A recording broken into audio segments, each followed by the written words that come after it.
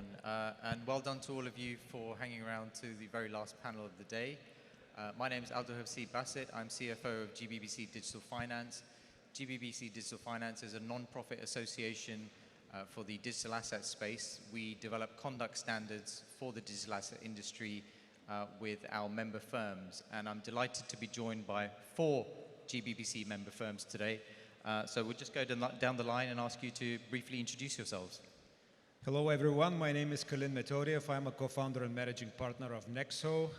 We're mainly known for being the largest crypto-backed lender since 2018 in the industry with heavy retail orientation. We service about 6 million customers around the world in over 200 jurisdictions.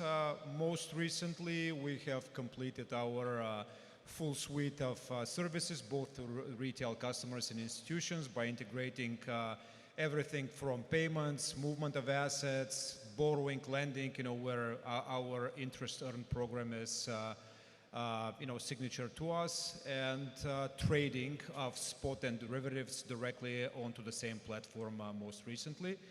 A global partnership with MasterCard also has enabled our signature crypto-backed overdraft loans to be issued on the fly through the card.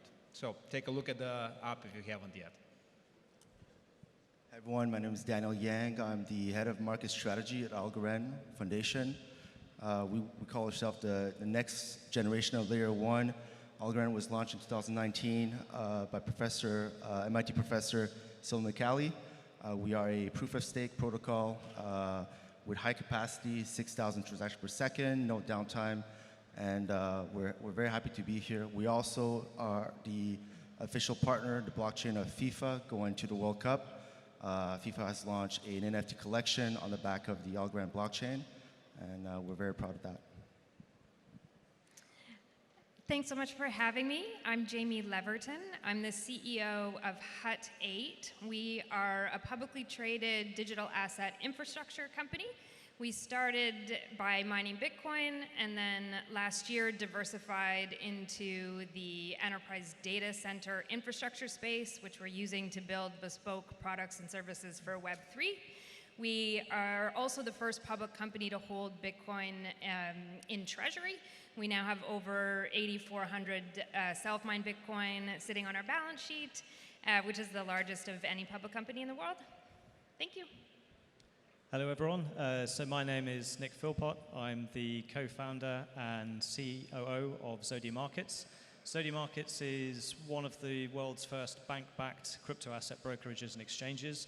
We're based in the UK and recently got our registration with the FCA. We have a sister company, Zodia Custody, that, as the name implies, provides safekeeping of digital assets. And really what we're trying to do is to bring some of that discipline and diligence that you see in the banking system into the crypto asset markets. Thank you. Thank you very much. So our panel is entitled From Speculation to True Innovation, and we've heard today both the bull case and the bear case and everything in between about crypto markets. So let me start off the panel with the question around speculative cycles in digital asset markets. It's nothing new. We probably haven't seen the last of them.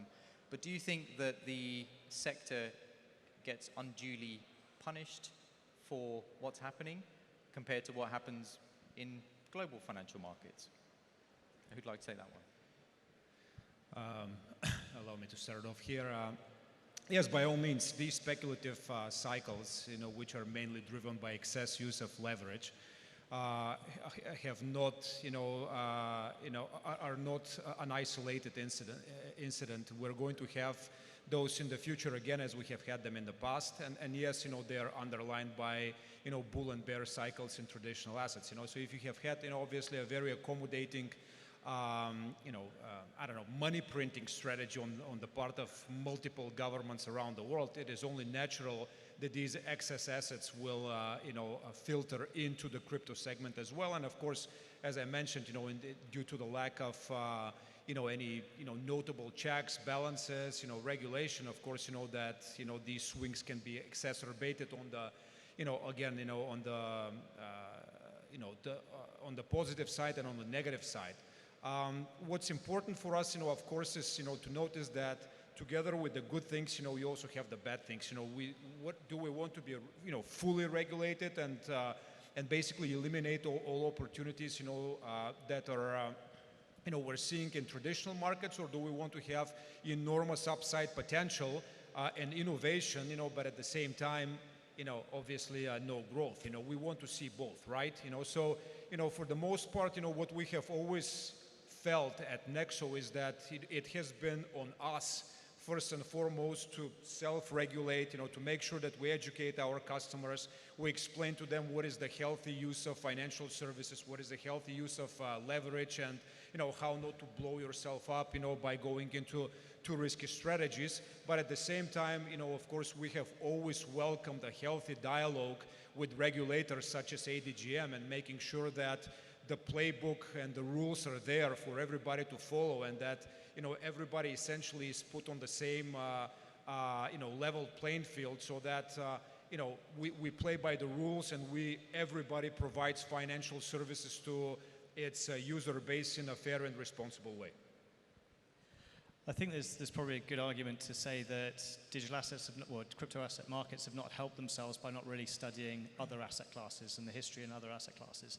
So there's a lot of parallels that you can draw between some of the crises or mishaps that you see today. So for example, FTX looks very, very similar to the Refco scandal back in 2005. You can go way back. So Voyager looks very similar to the collapse in 1907 of the Knickerbocker Trust. So I think you can't really suggest that everyone in digital assets is all collectively responsible, but there are certainly some actors who could help themselves by studying history a little bit more.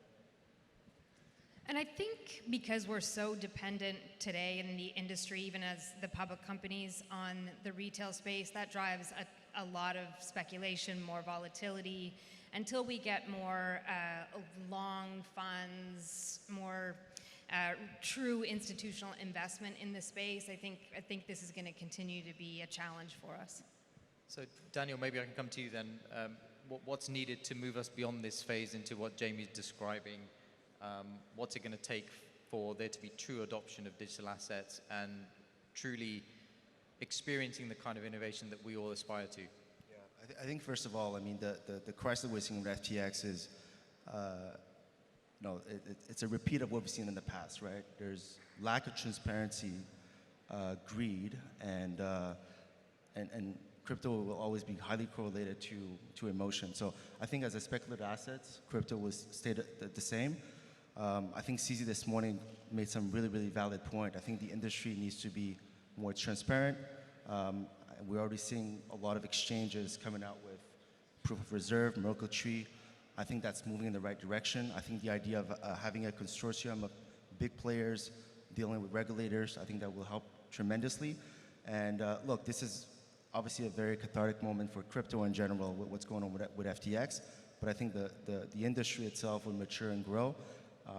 I think two things, right? I think one, DeFi will be a huge benefiter of this. We're already seeing an uptick in DeFi exchanges, perpetual protocol, wallet downloads. So we're definitely moving towards that direction where there's going to be more DeFi usage.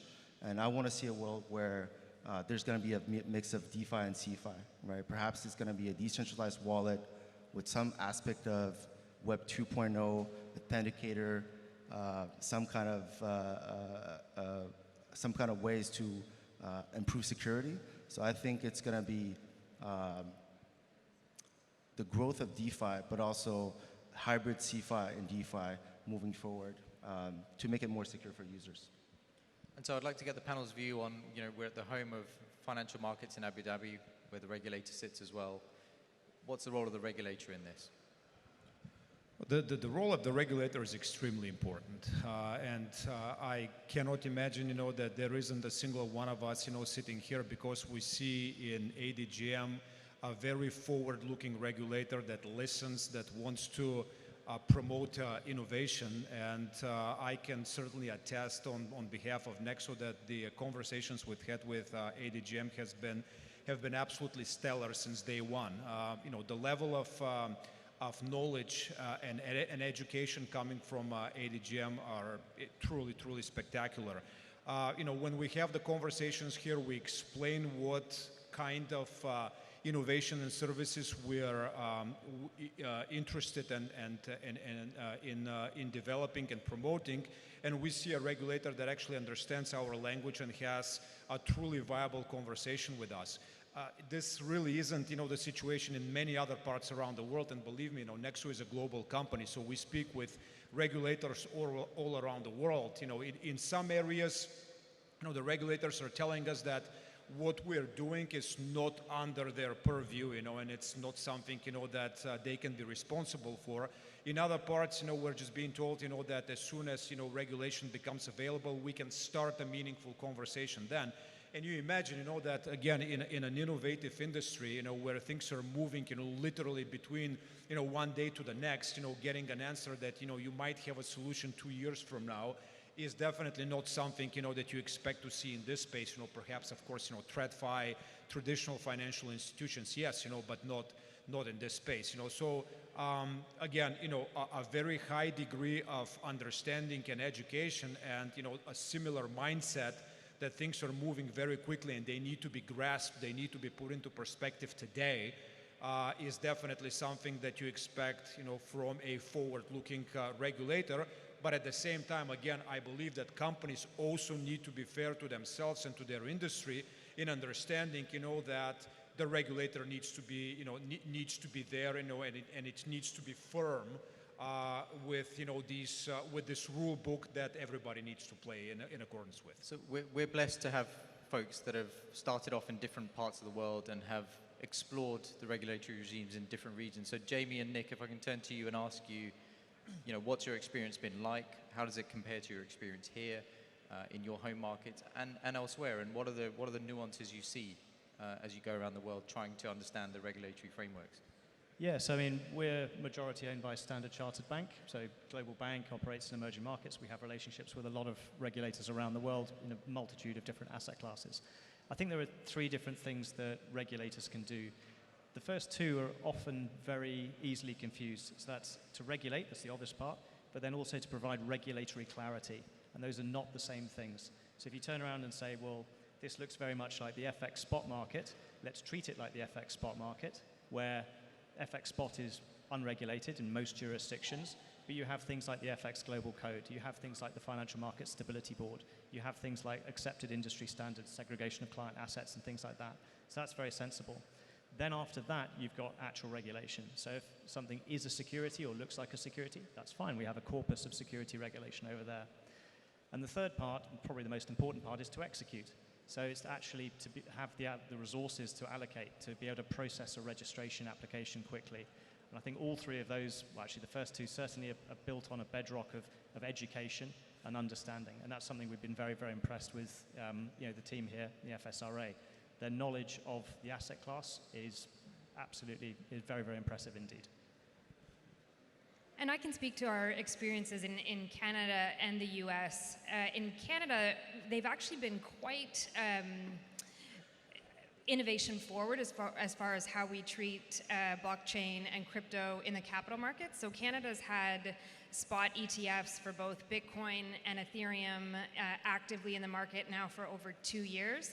That's one of the key things that we're waiting to see come in the US market. They've got comfortable with futures, but not yet with spot. And I think that when they finally get comfortable with the spot ETF, that will also bring clarity and bring more institutions into the space. And the other thing, moving away from capital markets to the accounting side, one of the challenges in the US accounting system is today, if you hold Bitcoin on your balance sheet, it's really treated as an intangible asset, and you have to hold it there at the lowest value that it's had since you've owned it. FASB has now come forward in support of changing that so that you would actually be able to mark your crypto to market on a quarterly basis at fair value, and I think that will be another bullish indicator to bring institutions more actively into this space, as well as corporations from a treasury management perspective.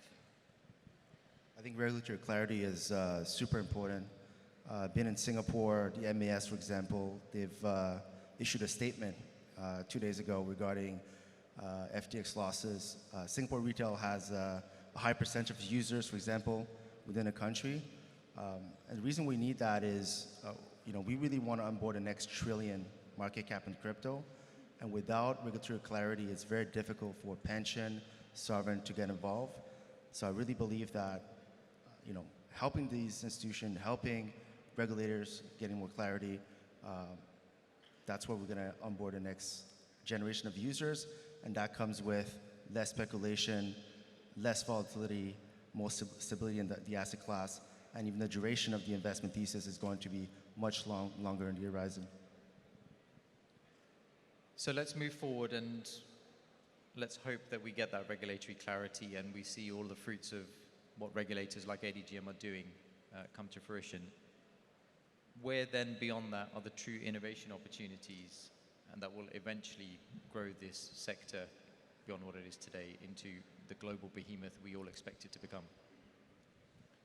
I think if you're looking at a large financial services firm, one of the simplest and most appealing use cases is interoperability. If you can have two currencies or two stable coins representing two currencies that sit on the same settlement infrastructure, then the potential to put payment versus payment settlement into place, very, very, very appealing. If you can then do the same thing with different asset classes, so you could have a security or a tokenized version of a security that again sits on the same settlement rails for the stable coin or the currency, the representation of the currency that's being used to purchase it, then again, you can rapidly sort of integrate different asset classes and different markets, and you can remove a lot of the risk, particularly Herstatt, credit risk, settlement risk, from the system. Yes, you're going to be transforming it a bit into operational risk, so do the smart contracts work, do the underlying settlement rails work, but you're going from very large credit risk to hopefully significantly smaller operational risk. So for a large firm like us, I mean, that's very, very appealing indeed. One thing I would like to add is one of the most uniform topic that we have touched on, all of us here, is the notion of transparency. And I think that this is one of the innovations that I believe is coming from our industry. This full transparency that we all see on the blockchain is translated into so many aspects of our operations. And think about it this way, in 2008, how many investors would have loved, to be able to see this degree of transparency from some of the institutions that failed. Recently everybody started talking about, this, this proof of funds, on exchanges. And I think, that this is something that is definitely coming. And, whether regulators demand it or not, I think, that the market is going to push the industry in this direction, and every single exchange in the next, let's say 6 to 9 months is going to start, presenting, some sort of a, proof of reserves, type of attestation on their website. Nexo, for example, we have been doing this, with our auditors, for, at least 1.5 years now. All of you who are aware of us, know that in real time on our website at any time, you can see this verifications that our assets essentially exceed our liabilities. So I think that with or without the regulatory clarity about these things, if this is something that later on after years will be expected from blockchain company participants, or it's something that our clients, both retail and institutions, will demand from us, this degree of transparency will only increase, and I think that it will be to the benefit of everybody. So you would agree with me that, the crash, let's say, we saw in early 2018 was completely different from what we saw in 2022. And of course, the degree of maturity in the industry is completely different on a completely new level. And yes, will there be, crashes again in the future? There will be, but there will be for other reasons, and I think that the industry will always be more prepared, more mature, and will emerge stronger from whatever predicament, we see, each other, go into the future.